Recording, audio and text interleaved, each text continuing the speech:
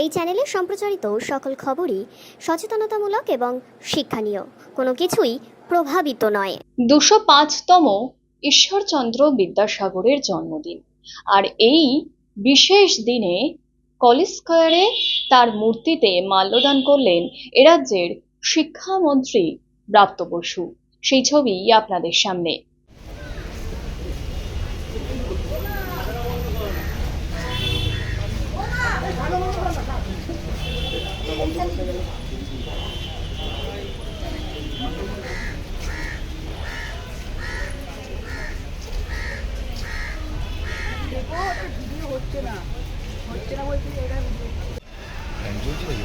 না, ওটা এমনি আসছে, ওটা আসবে না।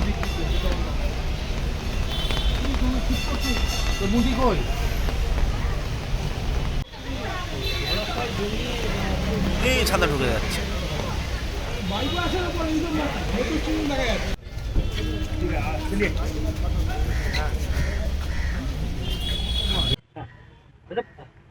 আজকে বিদ্যাসাগর মহাশয়ের জন্মদিন, এই যে সামাজিক প্রেক্ষাপটে তার যে ভূমিকা সমাজ সংস্কারের, এখনো অনেকে সমাজ সংস্কারের কথা বলছেন। সেই পরিপ্রেক্ষিতে কতটা তিনি এখনো বাস্তব আমাদের এখানে তার অনুসরণ? বিদ্যাসাগর কোনো নির্দিষ্ট কালখণ্ডে বা নির্দিষ্ট সময়খণ্ডে প্রাসঙ্গিক এরকম নয়। আপনারা সমকালের সঙ্গে মিলিয়ে দেখতে চাইলে দেখতেই পারেন।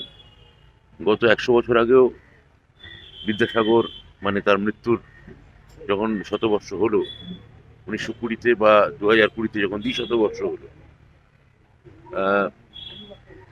তখনও তিনি প্রাসঙ্গিক।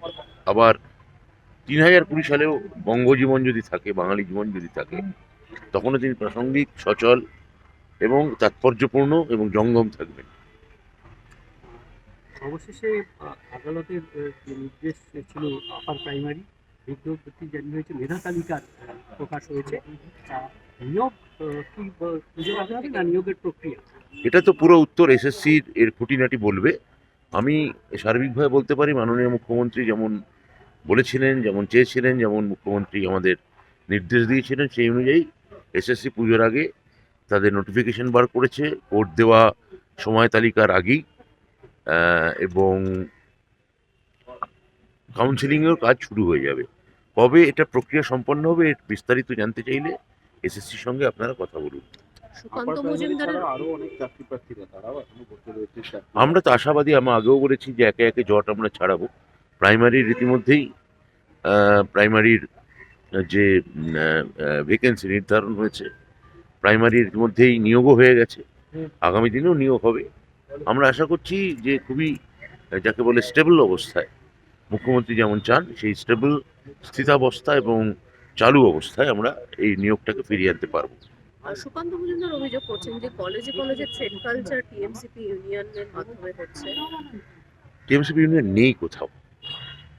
যদি উনি খবর নিতেন, জানতে পারতেন যে 7 বছর নির্বাচন হয়নি। মাননীয় মুখ্যমন্ত্রী গত 28 আগস্ট বলেছেন যে পুজোর পর নির্বাচনের কথা ভাবতে। ফলে যেখানে ইউনিয়ন নেই সেখানে থ্রেড কালচারের প্রশ্ন উঠছে কোত্থেকে? ওটা উনি বলেছেন যে ইউনিয়ন নেই, নির্বাচন হচ্ছে না, কিন্তু ইউনিয়ন তাও বকলমে রয়েছে টিএমসিপি। আমি বলবো যে উনি ওনার সভাপতি হিসেবে এবিভিপি, ওনার যে ছাত্র সংগঠন, সেটাকে মজবুত করুন। টিএমসিপি যে কাজ করছে বা করছে না সেটা নিয়ে ওনার একটা নিজস্ব মতামত থাকতেই পারে, উনি বলতেও পারেন। তার সত্য থেকে বেশ কয়েক যোজন দূরে।